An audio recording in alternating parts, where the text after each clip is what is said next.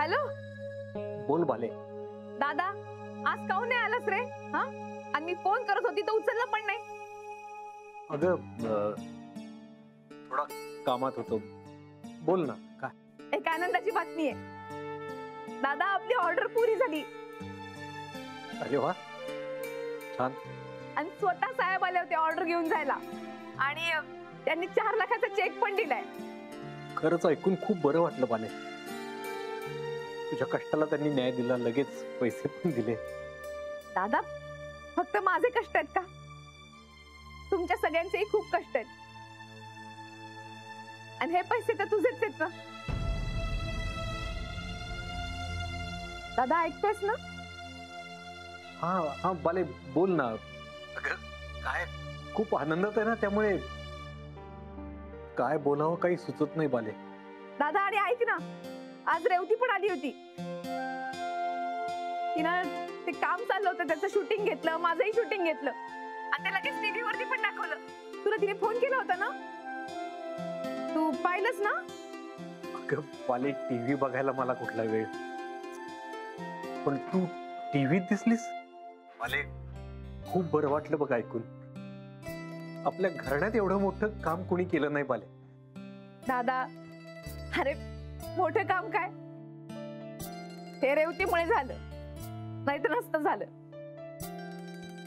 आणि हा, चिटणीस सरांनी माझी मुलाखत पाहिली, त्यांनी स्वतः येऊन कौतुक केलं. हो का? छान बाले, छान. दादा, तू बरा आहेस ना? हो. असं काहून विचारून राहिली तू? नाही, आवाज काहीतरी वेगळाच येऊन राहिला. अरे टेन्शन काहून घेतोस तू? आता आपल्याकडे पैसे आहेत, आपण यांना त्यांचे पैसे परत देऊ शकतोय. तू काळजी नको करू दादा. नाही ग, नाही करत काळजी बाली. नाही, तुझा आवाज तर काहीतरी वेगळाच येऊन राहिला. खरं सांग, काय झालंय? दादा, तू मला नाही सांगणार का? सांग बरं. नाही ग बाले, जरा तब्येत ठीक नाही ना माझी, म्हणून. बाकी काही नाही, तू काळजी करू नकोस. हा, वाटलंच होतं मला. इतके दिवस बडबड करतो, आजारी पडणार नाही तर काय? बरं ठीक आहे, असं कर, डॉक्टरांकडे जाऊन ये.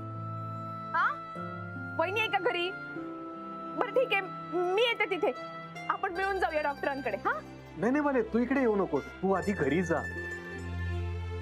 नानींना नानांना सांग, अथर्वही तुझी वाट बघत असेल ना. मला खरंच खूप आनंद झालाय बाले, आपण लवकरच भेटू. अरे लवकरच काहून? उद्याच फोन करून येऊन जाते ना तुझ्याकडे.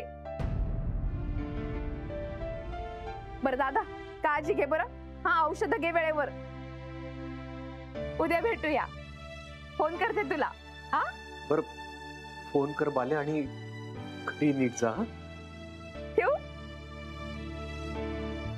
सफरचंदाचे काप नीट परतल्यानंतर त्यामध्ये दालचिनी पूड आणि मध घालून पुन्हा नीट परतून घ्यावं. बटर लावलेल्या ब्रेडवर सफरचंदाचे तुकडे, बदामाचे तुकडे, टुटी फ्रुटी, डार्क चॉकलेट आणि मीठ घालून दुसरा ब्रेडचा तुकडा त्यावर ठेवून वरच्या बाजूला बटर लावून घ्यावं. एका बाउलमध्ये स्ट्रॉबेरी सिरप आणि क्रीम घालून सॉस तयार करून घ्यावा. तयार सँडविच पॅन मध्ये बटरवर ग्रिल करून घ्यावं आणि स्ट्रॉबेरी सॉस बरोबर सर्व्ह करावं.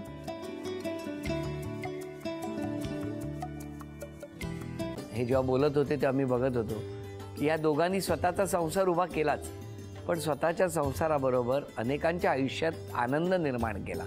तो आनंद महत्त्वाचा. हसत राहा, आनंदी राहा, असं म्हणत शुभेच्छा देऊया. आणि ही झी मराठीकडून भेटवस्तू डेव्हिड तुमच्यासाठी. अभिनंदन. आणि वहिनींना तथास्तू पुणे यांच्याकडून ही पैठणी. अभिनंदन.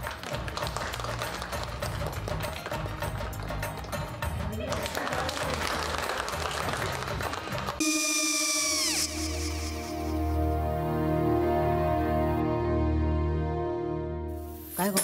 हा, काय झालं?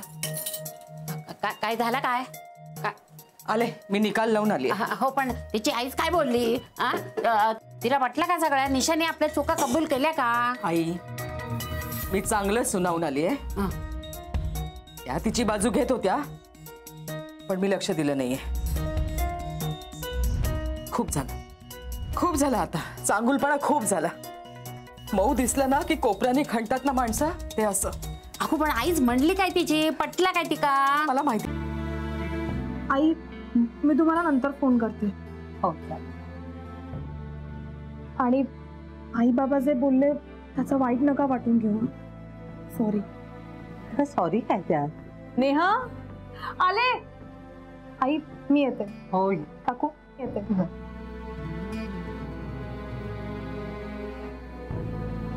सावकाश जाग. हो हो. मग काय काकू, कधी उडवता लग्नाचा बार? बघूया.